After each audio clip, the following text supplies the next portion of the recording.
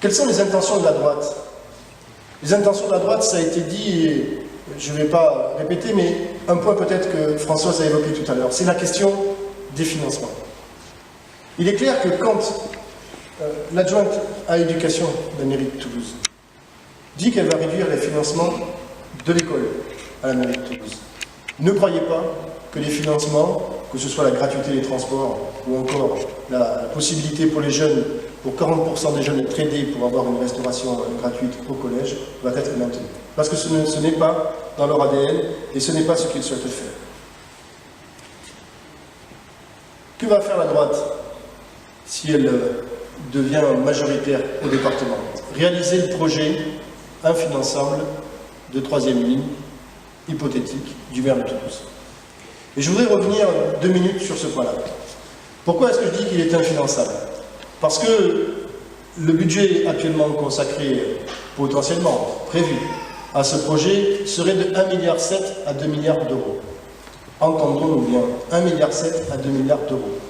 Le plan de déplacement urbain qui a été mis en œuvre par Pierre Cohen sur le précédent mandat était de 1,4 milliard. 1,4 milliard pour l'ensemble des communes qui sont comprises dans le plan de déplacement urbain. Aujourd'hui, un projet qui fait 1,7 milliard à 2 milliards. Donc on le voit bien, le financement ne sera pas là. Ou sinon, il ne faudra rien faire. Et rien faire pour 30 ans sur cette agglomération toulousaine.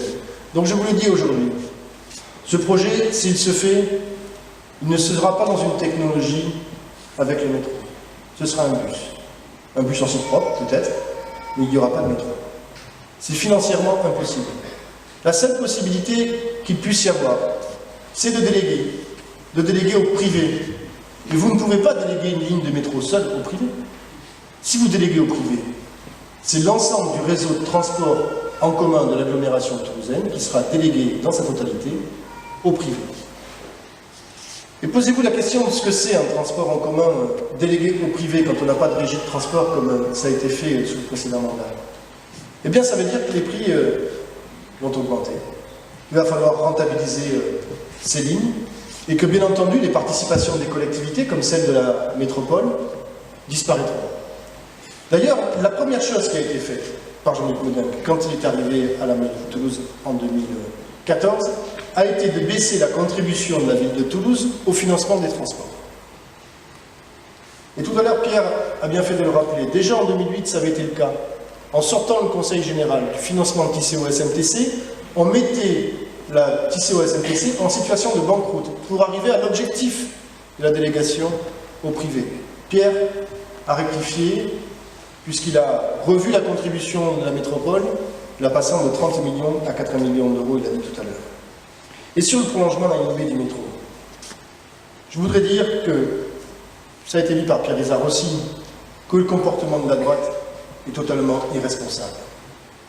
Ils ont publié un tract. Il est outrancier, démagogique.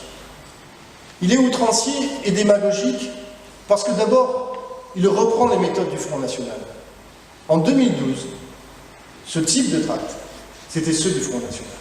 Aujourd'hui, c'est ceux des candidats de la droite sur ce canton et sur les cantons qui sont à proximité de nous. Il est outrancier et démagogique parce qu'il tente de faire croire que la droite est favorable au prolongement de la ligne B du métro de Ramonville à la Belge.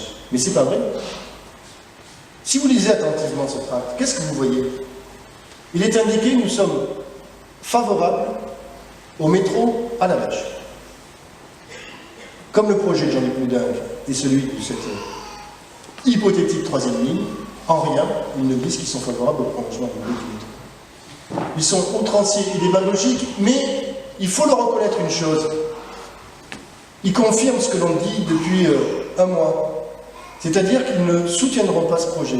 Et que par conséquent, s'ils ont la majorité départementale, ils reprendront les 40 millions d'euros qu'il y a encore sur la table, ils ne donneront pas les prochains 40 millions d'euros, alors que Françoise et moi, sur ce canton, mais nos collègues sur l'ensemble des cantons toulousains, avons réaffirmé notre volonté de pouvoir aller jusqu'aux 80 millions d'euros pour le financement du prolongement à ligne B du métro de Ramonville à la Belge.